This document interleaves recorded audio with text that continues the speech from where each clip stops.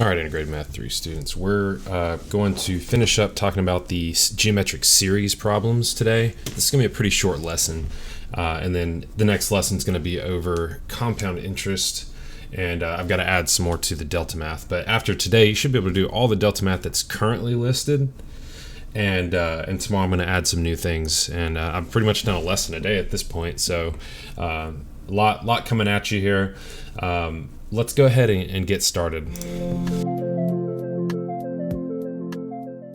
Okay, so we're going to go ahead and draw a line in our notes, and let's start with what we have up here.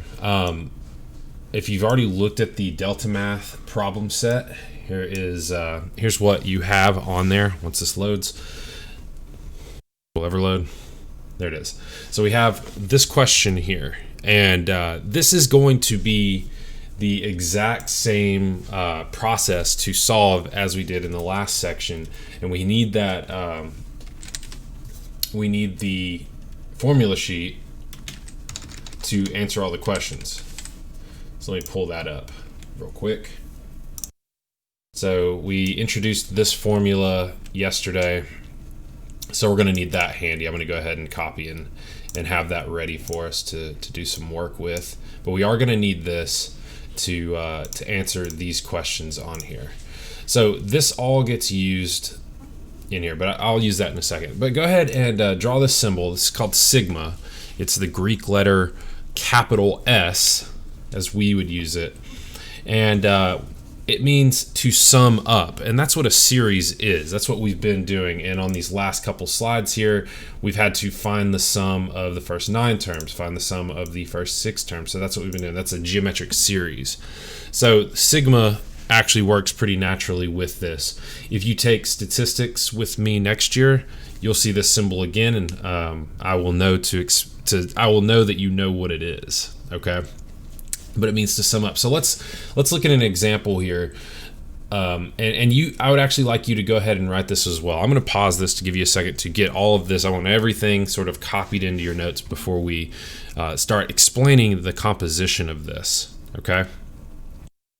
Okay, you've had a chance to write this. Okay, so let's talk about what this means. This down here, it says start at this value. So the first value that I plug in is a 1. So go ahead and write. This is equal to, we start with a 1, okay? Then I'm going to write the next value, because we're going to, it says go to this value at the top, the 4 up there. So we plug in, we have a 1 that goes in, then the next value is a 2. And we're going to be adding these as we go along, because that's where that summation comes into play. So 1, then we add 2. Then what's the next number we're going to add? Well, it's going to be 3, right? Then what's the next number we're going to add? 4, correct? Okay. And then what's the next number? Well, we don't go any further. We've already added all the way to the last value, 4. So this is 1 plus 2 plus 3 plus 4. So you can just add those and you get 10. Okay.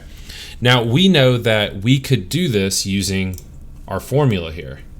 Well, since this isn't a geometric pattern, look at it. It goes, this is a arithmetic pattern. So we can't actually use this formula for it because this is for a geometric pattern. And remember, we've learned that geometric patterns are exponential.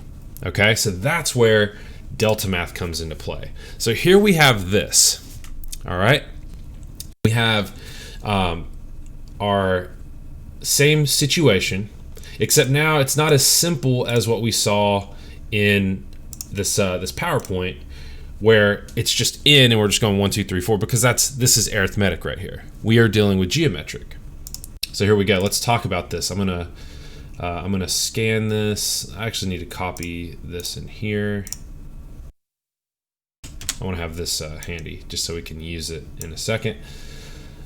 Actually, I'm going to go ahead and make a new slide, and let's go ahead and copy this question in there. I would like you to actually write this example, so you'll put example 1 here for geometric. So let's paste this. All right, so we have our problem here, so let's work it. So find the value of the following expression. So we are going to be going from the first, or it says number one, term number 1 to term number 49. We're adding all those together. And if I use my calculator, let's do that. Move this over. If I use my calculator to do this, I can find, this is too far in, 150.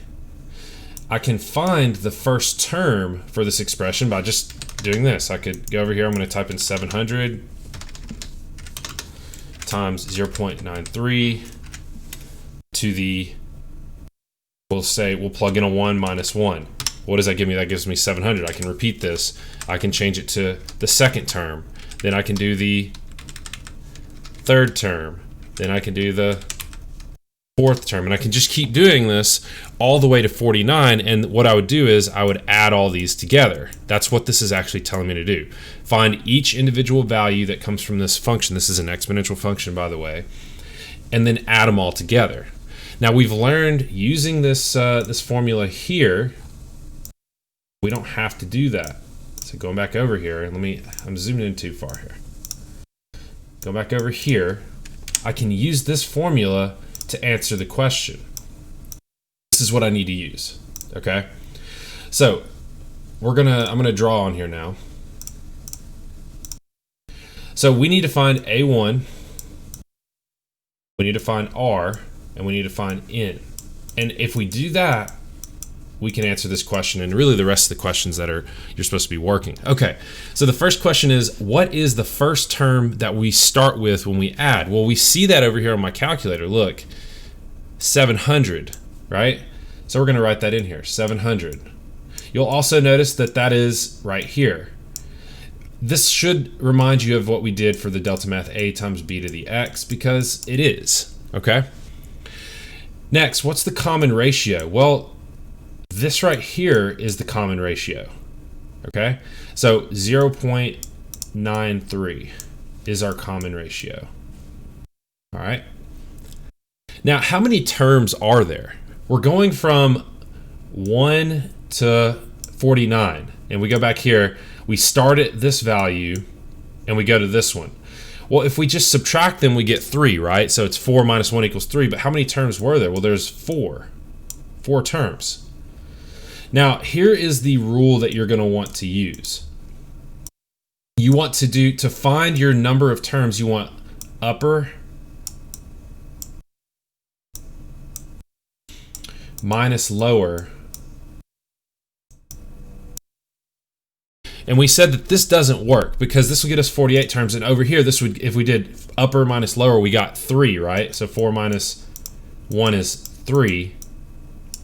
But then it's 1 more than that, so we're always adding 1. So that gets us, so let me rewrite this, 4 minus 3 plus 1, or 4 minus 1 plus 1. So we need to use this rule on our example here. So upper minus lower, we now put a plus 1. That's going to be the rule we want to use. And the reason we do that is because if we subtract 49 minus 1, we get 48. The reality is that there's going to be 49 terms in this. We're including that 1. So if we do subtraction, so hopefully that makes sense from like a counting standpoint. Sometimes counting can be like the hardest skill in math. So let's go ahead and plug this in. 700. 1 minus, we have 0.93. Now the number of terms, which I didn't actually write out, so 49 minus 1 plus 1 equals 49. So there's 49 total terms. So we put that here. Okay. On the bottom, we do 1 minus 0.93. All right, so over my Inspire, again, a lot of y'all are using the 84 series. Be careful with your order of operations. Make sure that you're getting the correct order of operations. You'll know if you do it right or wrong on Delta Math, obviously. It's one of the reasons I like Delta Math, instant feedback. So I'm gonna hit enter. This should be my answer. Now you'll notice on Delta Math, it wants it to the nearest integer, I believe is what it says. So what that means is we're going to round up to, we're going to make it a whole number, right? So this is 0.46, so we're going to round down. So I'm going to put 9,714. And if you think about it, look at all the numbers here. These were gradually getting smaller. This plus this plus this plus this. If I kept going, 49 terms are getting smaller and smaller and smaller and smaller. That's what it would be. What it would be going to. Okay. So submit this answer. We'll give it a second to confirm. Okay, and we had gotten it correct. So you'll notice how they started off, they did exactly what I did, and they went all the way to the 49th term, where they're just sort of showing it here. But the 49th term is 21.49, and we could have actually calculated that. So we're finding the sum of those, goes through what we need to do here. Their formula is a little bit different. Let's just work one more example, and then we're going to conclude this lesson. So this one's really short today. So let's do this one. Here we start at 0. So let's let me copy this, and I'll do some writing on my little copy pad here. So we want first off, we want A1. Terrible A there, looks like a 9. A1, that's the first term. It's when I plug in this value. So we have to be careful here. We can't always trust that it's going to be this. We need to plug it in. So I'm glad I'm doing this example. We need to plug in a 0 here. Okay, so watch me do this on my calculator. We're going to do 60 times 1.25 to the, well, it's just going to be to the first power, right? Because it's 0 plus 1. I'll put that in here just to show it. Hit enter.